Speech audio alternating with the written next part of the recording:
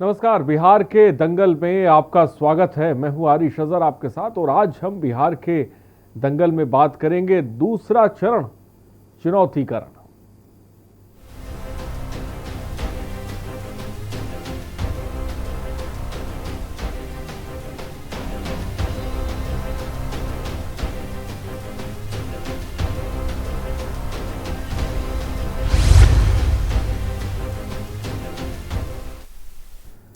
बिहार विधानसभा चुनाव के दूसरे चरण का मतदान 3 नवंबर को है और विधानसभा चुनाव के दूसरे फेज में 17 जिले की 94 सीटों पर वोटिंग होगी। इसके लिए 1464 उम्मीदवार चुनाव मैदान में हैं। दूसरे चरण में पूर्वी चंपारण, पश्चिमी चंपारण, सीतामढ़ी, शिवहर, मधुबनी, दरभंगा, मुजफ्फरनगर, गोपालगंज, सिवान, सारण, वैशाली, बेगूसराय, खगड़िया, भागलपुर, नालंदा और पटना जिले की विधानसभा सीटें इसमें शामिल हैं। दूसरे चरण के विधानसभा चुनाव में महागठबंधन की ओर से मुख्यमंत्री पद के चेहरे तेजस्वी यादव वैशाली के राघोपुर से मैदान में हैं, तो पूर्व मंत्री तेज प्रताप यादव समस्तीपुर के हसनपुर से चुनाव लड़ रहे हैं। इस चरण में कई बाहुबलियों और उनके परिजनों की साख दांव पर लगी है। इस रिपोर्ट में देखिए। बिहार में 3 नवंबर को होने वाले दूसरे चरण के मतदान को लेकर सभी राजनीतिक दलों ने अपनी पूरी ताकत झोंक दी है। लेकिन दूसरे चरण का चुनाव महागठबंधन में शामिल राष्ट्रीय जनता दल और राष्ट्रीय जनतांत्रिक गठबंधन में शामिल जनता दल यूनाइटेड को अपनी सीटें सुरक्षित रखना एक बड़ी चुनौती है। दूसरे चरण में 94 सीटों में से पिछले चुनाव में करीब 1/3 पर राजद ने जीत दर्ज की थी। इसी चरण में महागठबंधन की ओर से मुख्यमंत्री पद के उम्मीदवार और राजद के अध्यक्ष लालू प्रसाद के बेटे तेजस्वी यादव और उनके भाई व पूर्व मंत्री तेज प्रताप यादव सहित कई दिग्गजों की चुनावी किस्मत तय होनी है।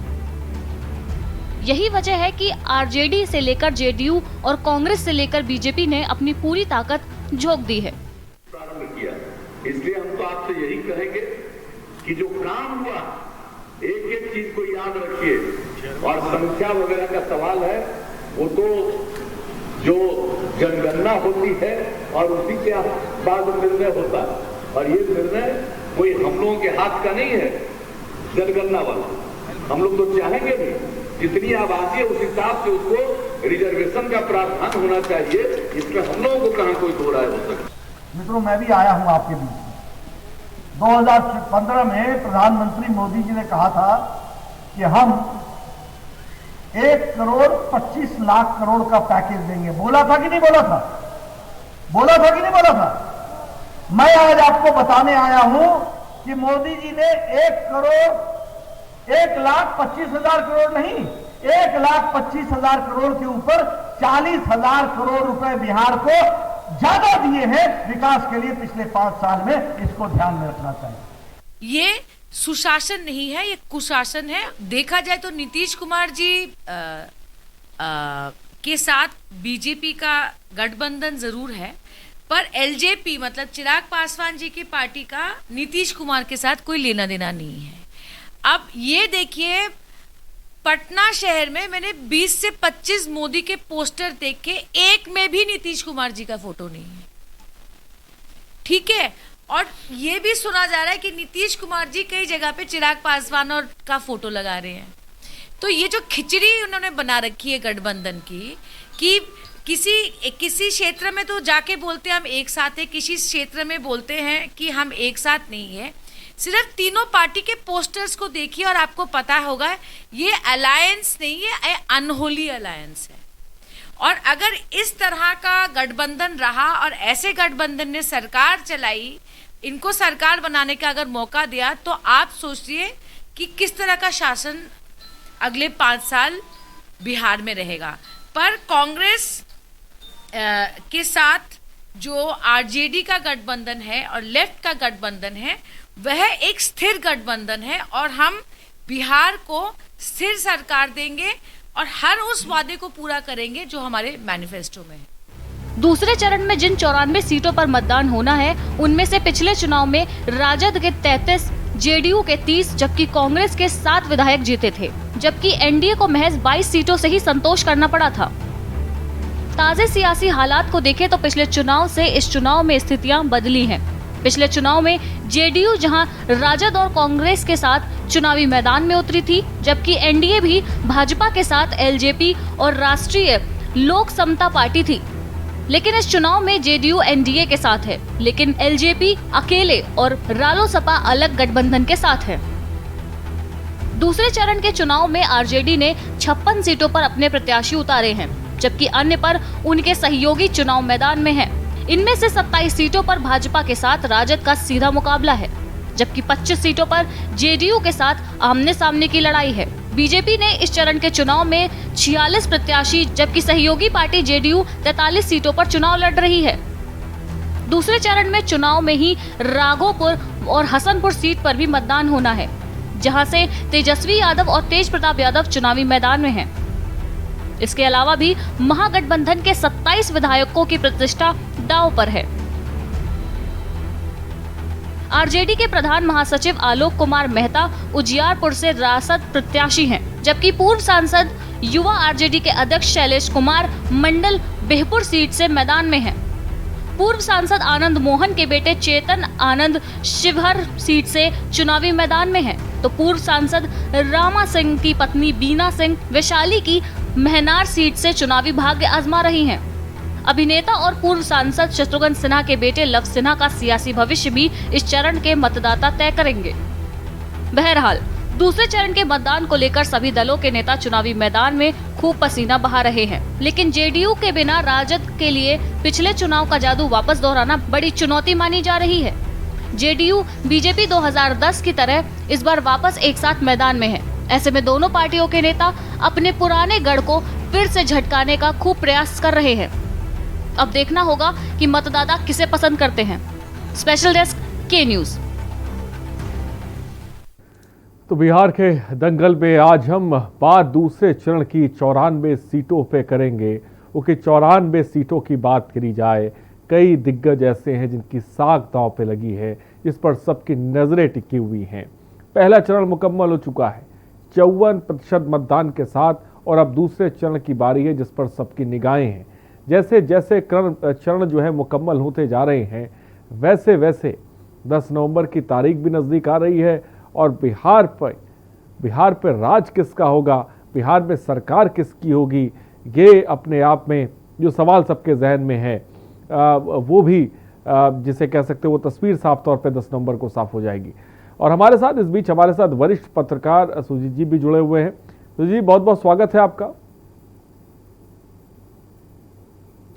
94 सीटों पर बिहार का दूसरा दंगल होने जा रहा है, क्या कुछ खास रहने वाला है इसमें? आरिज, बिहार का जो चुनावी तापमान एकदम चरम पे है, और पहला जो चरण हो चुका है, अब सबका फोकस जो है दूसरे चरण से। सबसे इंटरेस्टिंग बात यह है कि इस चरण में भी कई ऐसे दिग्गज हैं जिनकी सियासी भविष्य जिनका ईवीएम में कैद होना है। अगर मैं उसे देखा जाए तो कुछ हाई प्रोफाइल सीट भी है जहां पे तमाम कद्दावर नेता खड़े हैं।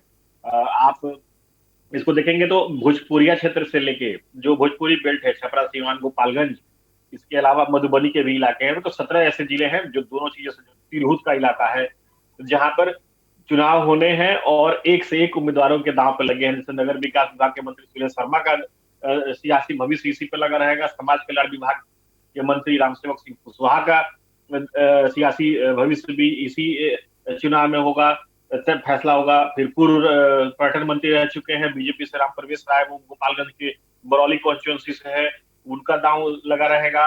कुचायकोट से लोजपा के राष्ट्रीय महासचिव रह चुके हैं काली प्रसाद पांडे, उनका भी दांव लगा रहेगा। कहने का मतलब ये कि ये फुल टू क्लाइमेक्स है। ये कई ऐसी सीटें हैं जो कि बहुत हाई प्रोफाइल सीटें हैं। गोपालगंज है, कुचायकोट है, हथुआ है, मुजफ्फरपुर है, राघोपुर है, जहां पे खुद ऑलरेडी मुख्यमंत्री पद के दावेदार जो है तेजस्वी यादव वो भी है।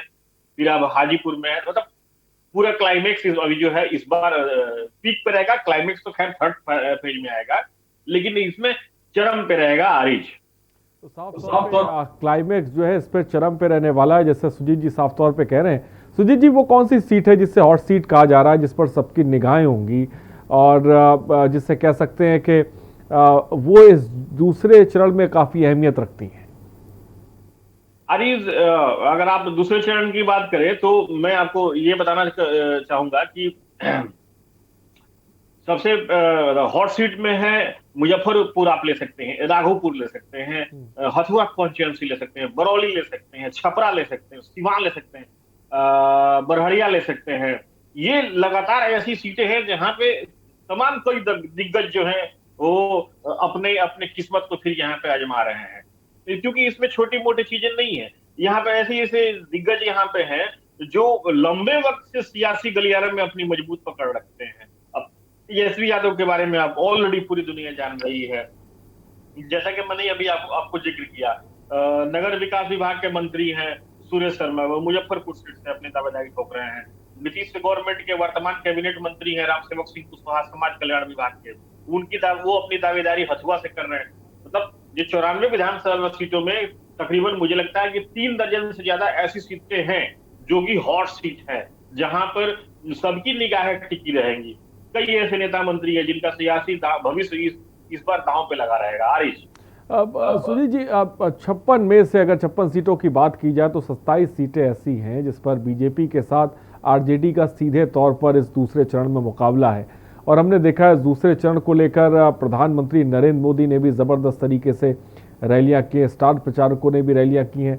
कितना उन रैलियों में किस तादाद पे आप लोगों को देखा और कितना असर प्रधानमंत्री का चेहरा और जिस तरह की रैलियां दूसरे चरण के दौरान की गई असरदार रहेगा? आरिज, इसमें कहीं कोई शक नहीं है कि ताबड़तोड़ रैलियों का दौर जारी है, चाहे वो महागठबंधन से हो चाहे वो एनडीए से हो। जितने धुरंधर हैं वो सब के सब मतदाताओं को अपने पक्ष में गोलबंद करने के लिए लगातार ताबड़तोड़ रैलियां कर रहे हैं। जहां तक स्टार प्रचारक की बात है, जहां तक कि सबसे बड़ी बात है कि कौन अपनी बातों को कितनी पुख्ता तरीके से कम्युनिकेट करके जनता के सामने लोगों के बीच में रख रहा है, उसमें जनता के बीच में रखने के लिए अगर मुद्दे हैं तो उसमें स्थानीय मुद्दे भी शामिल हैं, उसमें देश के मुद्दे भी आ गए हैं। अब तो औरंगजेब की भी एंट्री हो चुकी है, तो कई तरह की बातें हैं। लेकिन मुख्य बात ये है कि आप जनता तक कितने सीधे कम्युनिकेट कर पाते हैं। जैसा कि मैं बताऊं आपको, यूपी के सीएम है योगी आदित्यनाथ जी, उनकी रैली, पीएम की रैली, तेजस्वी तो ऑलरेडी मैदान में है, तेज प्रताप भी मैदान में है। तो इनका जो है एक साथ एक सूत्री प्रोग्राम ये है कि ताबड़तोड़ रैली करके किस तरीके से लोगों को ज्यादा ज्यादा कम्युनिकेट किया जाए। बहरहाल मैं इस चीज से बिल्कुल हालांकि इत्तेफाक नहीं रखूंगा, क्योंकि इन सभी की रैलियों में चाहे कोई भी नेता हो, बड़ी भारी मात्रा में भीड़ उमड़ पड़ी। अब वो भीड़ वोट में कितनी तब्दील होगी इसका अंदाजा कोई नहीं लगा सकता, क्योंकि ये भी हो सकता है कई ऐसी चीजें भी सामने आई हैं जो दूसरे दल के सपोर्टर है, दूसरे पार्टी के सपोर्टर है, लेकिन फिर भी वो जाते हैं देखने के लिए, सुनने के लिए। मतदाताओं के मन में क्या है ये तो ईवीएम के सामने जाने के बाद पता चलेगा, लेकिन भीड़ हो रही है, लोग मजे भी ले रहे हैं, सुन भी रहे हैं।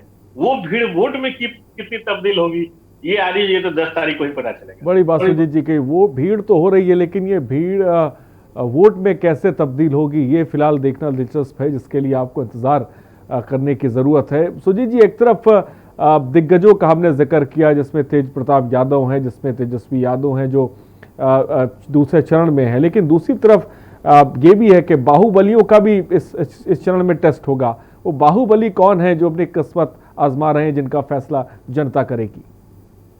आरिज, मैं आपको सबसे इंटरेस्टिंग बात अभी यहाँ ये बताऊंगा कि ये जो दूसरा चरण का जो चुनाव हो रहा है, इसमें 5 सबसे रईस प्रत्याशियों की राजनीतिक भविष्य जो है इसमें दांव पे लगी रहेगी, क्योंकि इसमें जो है इसमें इन 5 रईसों में बहुत इंटरेस्टिंग चीज है ये। इन 5 रईसों में 3 जो है वो कांग्रेस से हैं और एक आरजेडी से, एक जदयू से। ये अब बिहार के मतलब रईस प्रत्याशियों में इनकी गिनती हो रही है।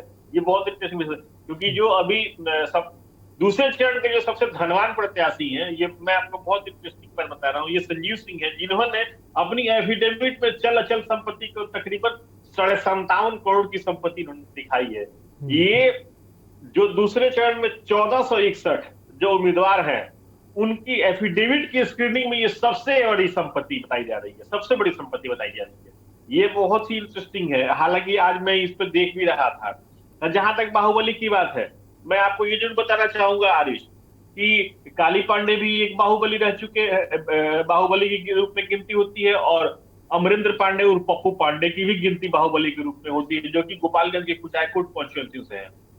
इसके अलावा अगर आप ये मैं बताना चाहूंगा आपको, मैं थोड़ा सा नाम कंफ्यूज हो रहा हूं, मैं विधानसभा का मुझे याद नहीं आ रहा है, मैं वो भी बताना चाहूंगा। लेकिन सबसे इंटरेस्टिंग बात ये है कि ये जो रईस जो है ना, ये रईस जो है वो भी जनता की सेवा करने के लिए इस बार आ रहे हैं। और बहुत इंटरेस्टिंग बात है कि इनको भी जन सेवा करना है, जिनके पास 56 करोड़ 57 करोड़ की संपत्ति आ रही है। तो साफ तौर पे एक तरफ दिग्गज हैं तो एक तरफ बाहुबली हैं और दूसरी तरफ रईस भी हैं, और सबकी किस्मत का फैसला दूसरे चरण में जिसे कह सकते हैं वो होगा। फिलहाल रुकते एक छोटे से ब्रेक के लिए। बिहार के दंगल में हम जल्द हाजिर होंगे।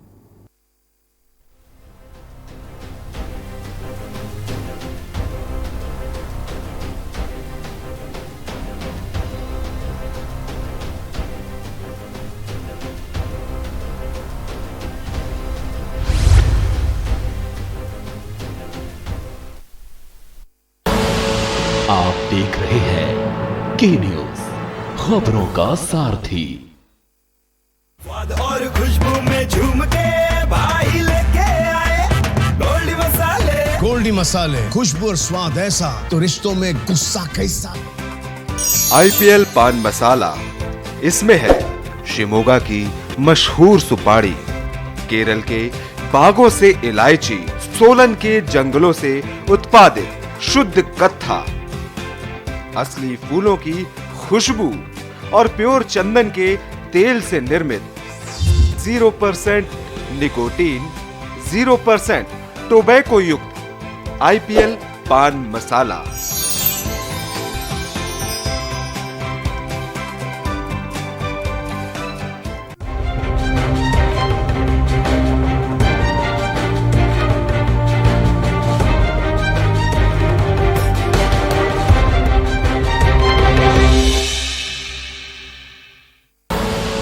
आप देख रहे हैं के न्यूज, खबरों का सारथी।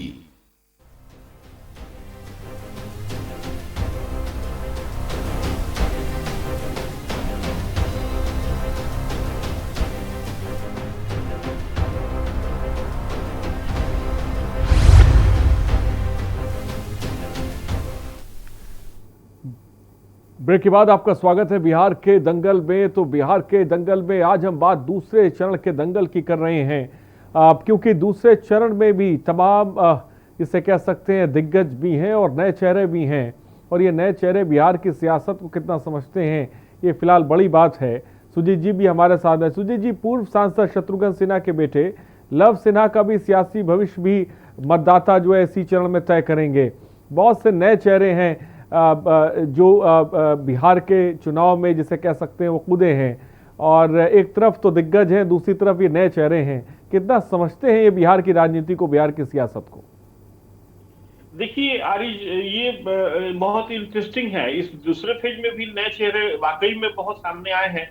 जैसे कि अब बांकीपुर कॉन्स्टिट्यूएंसी है, बांकीपुर कॉन्स्टिट्यूएंसी जो है पटना की बहुत प्रतिष्ठित कॉन्स्टिट्यूएंसी रही है ये, और ये परंपरागत रूप से एक तरह से ये बीजेपी के पक्ष में, बीजेपी के यहाँ से हमेशा उम्मीदवार जीतते रहे, क्योंकि ऐसा माना जाता है कि जो वहां के मतदाता होते हैं वो बीजेपी के को पूरी तरीके से सपोर्ट करते हैं। इस बांकीपुर कॉन्स्टिट्यूएंसी में इस बार सबसे इंटरेस्टिंग बात यह है कि जो सिटिंग विधायक नितिन नवीन वो तो है ही, वहां से प्लूरल्स पार्टी जो कि रातों रात विज्ञापन देख के सनसनी बनी, पुष्पम प्रिया चौधरी वहीं से आ रही है। उन्होंने वहां से अपनी दावेदारी को प्रस्तुत किया है। इसके अलावा लव सिन्हा भी वहीं से कांग्रेस से दावेदारी पेश कर रहे हैं। मतलब ये बांकीपुर जो है ये भी एक हॉट सीट है। ये यहाँ पर तमाम लोगों की नजर रहेगी, क्योंकि पुष्पम प्रिया चौधरी ने सीधे अपने आप को सीएम पद का दावेदार घोषित कर दिया था। ये बहुत इंटरेस्टिंग बात है कि आप पहली बार में ही अपने आप को सीएम पद का दावेदार घोषित कर रहे हैं। अब जहां तक बात है अनुभव की, तो आरिज मैं आपको ये जरूर बताना चाहूंगा कि एक तरफ इस फेज में काली पांडे या राम सेवक सिंह कुशवाहा या राम प्रवेश राय या सुरेश शर्मा या आप तेजस्वी यादव को भी कह सकते हैं, क्योंकि इन्होंने लगातार इसके पहले भी एक कंटेस्टेंट कर चुके हैं। ये एक तरफ इनका अनुभव है, दूसरी तरफ जो नए युवा हैं उनका अनुभव। नए युवाओं के ऊपर मैं एक बहुत इंटरेस्टिंग बात आपकी बताऊंगा। मैं आपसे बताना चाहूंगा कि आज मेरी कुछ लोगों से बातचीत हो रही थी बागीपुर कॉन्स्टिट्यूंसी की, तो उनका ये कहना कि साहब नए युवाओं को ना देखें, अब हम लोग जोश देख रहे हैं। कौन क्या अलग कर सकता है, ये बैलेट का जमाना नहीं है, एंड्रॉयड फोन का जमाना है। जाहिर सी बात है आरिफ, ये बहुत बड़ी बात है, क्योंकि एंड्रॉयड फोन पे भी लोग अपने आप को, जो भी प्रत्याशी प्रस्तुत कर रहे हैं, वो देख के अपने आप को अपडेट करके रख रहे हैं। आरिफ, ये बहुत इंटरेस्टिंग बात है। बड़ी जी हाँ आरिफ कुछ कह रहे थे, अपनी बात को मुकम्मल करें। ठीक है सुजीत जी, अब इस बीच जैसा कि आपने बताया कि ये बैलेट का ज़माना नहीं, ये एंड्रॉयड का ज़माना है, हाईटेक दौर है, हाईटेक तरीके से जिसे कह सकते हैं चुनाव प्रचार भी किया जा रहा है। तमाम जो जिसे कह सकते हैं हर पार्टी के फेसबुक पेज ही बने हुए जिस पे तमाम तरह के वादे और बातें भी की जा रही हैं और तंज भी कसा जा रहा है, इसमें भी कोई दो राय।